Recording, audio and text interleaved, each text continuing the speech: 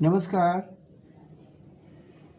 All India safe education committee Bihar chapter द्वारा आयोजित राज्य स्तरीय शिक्षा बचाव कन्वेंशन आईमा हॉल पटना के अवसर पर प्रोफेसर डॉक्टर संतोष कुमार, पूर्व प्रोफेसर NIT पटना, ने कहा कि नई शिक्षा नीति के दुष्परिणाम को दूर करने के लिए जन शिक्षा नीति 2025 को लागू करना जरूरी है। नमस्कार, आप देख रहे हैं अमृत न्यूज पटना से। हिस्टोरिकल पर्सपेक्टिव पूरा ड्रॉ किया यहाँ पर कैसे कैसे कौन से तो मुझको ये लगता है कि हमारे जो युवा और जो छात्र हैं उनको गिनी पिग बनाया जा रहा है, उनके ऊपर बार बार टेस्ट किए जा रहे हैं, तरह तरह के टेस्ट। कभी कोई प्रक्रिया के तहत वो काम करना है उनको, कभी वो जो 10+2 और 10+3 and so on so fourth, तो बहुत सारे उनको गिनी पिग बना। गिनी पिग मतलब होता है जो डॉक्टर लोग करते हैं टेस्ट में अपने दवाइयों तो ह्यूमन बींग्स को देते हैं। तो उन्होंने अच्छे से इस चीज़ों को समझाया।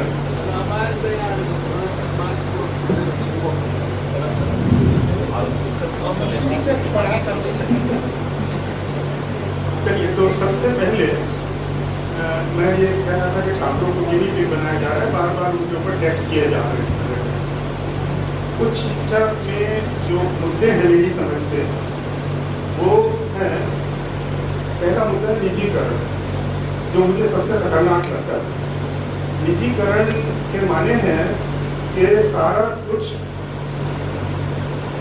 जो शिक्षा है वो प्रॉफिट ओरिएंटेड है, यानी जो प्राइवेट वाले लोग हैं वो आमदनी खोजते हैं। मैं एक किस्सा आपको बताता हूँ। एक मेडिकल की मीटिंग हो रही थी, उसमें हम लोगों को बुलाया गया एज ऑब्जर्वर, और वहाँ पर एक किसी ने कहा कि साहब डॉक्टर लोग तुम्हें बड़ा पैसा लेते हैं और ICU में ढकेल देते हैं, ब्याज देते हैं। तो उसमें से एक यंग डॉक्टर ने कहा कि 1 करोड़ रुपया खर्च करते हैं तो लेंगे नहीं। तो ये मानसिकता पैदा हो रही है। अगर इंजीनियर 50 लाख खर्च करके इंजीनियर बनता है तो वो चोरी करेगा ही और पुल गिरेगा ही। तो मेरा कहने का मतलब ये है कि जो प्राइवेटाइजेशन है वो सबसे बड़ा इशू है उच्च शिक्षा में। दूसरा है फीस। अगर मान लिया कि दोनों सिस्टम साथ साथ चल रहे हैं, प्राइवेट और सरकारी, तो जो प्राइवेट वाले हैं उनकी फीस के ऊपर क्या नियंत्रण है? उनकी फीस के ऊपर कोई नियंत्रण नहीं है। एक एग्जाम्पल देता हूँ। पटना वीमेंस कॉलेज में BA BCom ऑनर्स में जो फीस लगती है और सेम कोर्स के लिए पटना कॉलेज में जो फीस लगती है उसमें महान अंतर है, महान अंतर है। तो क्या कोई अंकुश होगा फीस पर आगे के दिनों में? होना चाहिए। फिर सरकारी बजट की बात भारतीय जनता पार्टी के 3 से 4% मिलता है और 6% चाहिए, लेकिन वो 6% कैसे यूज हो?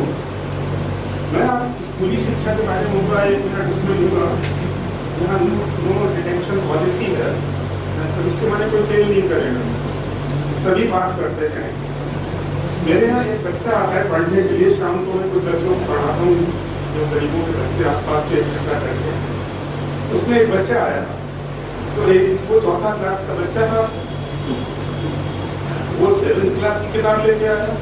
मैंने कहा अरे यार 4th से 7th में कैसे पहुंच गया? तो बोलो मैडम ने ले लिया 7th में। बोली तू इतना लंबा है तो तू 7th में ही बैठ। तो ये तमाशे हैं। स्कूल में स्कूली शिक्षा के बारे में तो मेरा पैनल नहीं है, लेकिन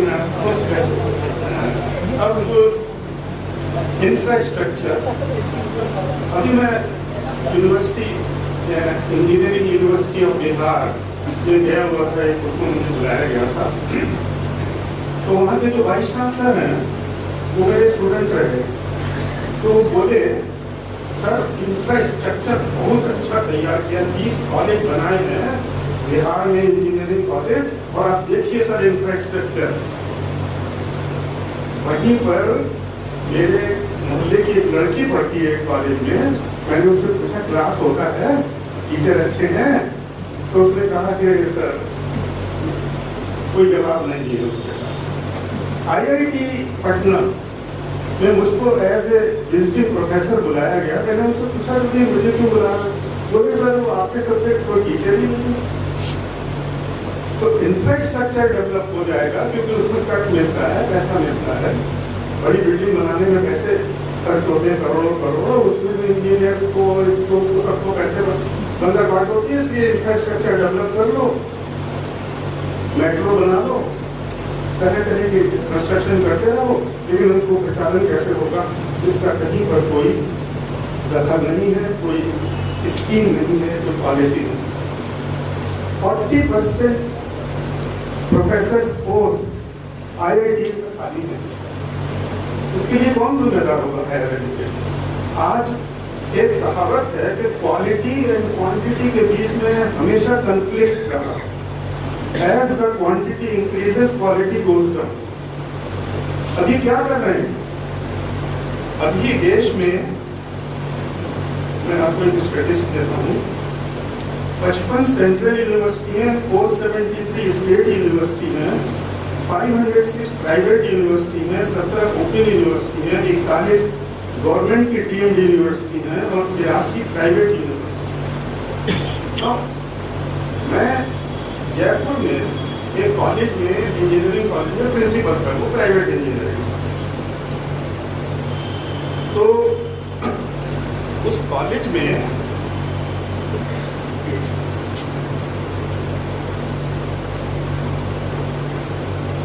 हाँ, तो मैं क्वालिटी और क्वांटिटी की बात कर रहा था।